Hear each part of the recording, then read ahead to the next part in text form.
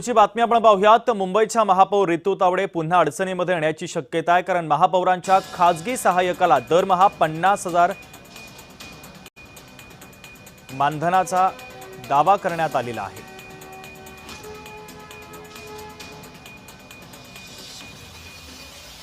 तर विरोधी पक्षनेता किशोरी पेडणेकरांनी या संदर्भात आरोप केलेला आहे आणि त्यामुळे आता रितू तावडे यांची अडचण पुन्हा एकदा वाढण्याची शक्यता आहे।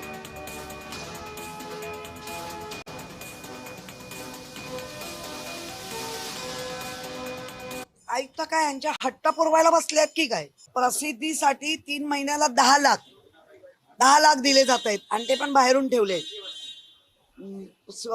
खाजगी सचिवाला काय ते पीएला महापालिकेतून 50,000 आधी महिन्याला आधी लोक 9 होते, आता 11 केले, तरी तुम्हाला कमी पडतात। बरं, कमी पडतात तर कसलं काम चाललंय? जे काम अनेक वर्ष जे सगळ्या महापौरांनी केलं ते तुम्ही करताय।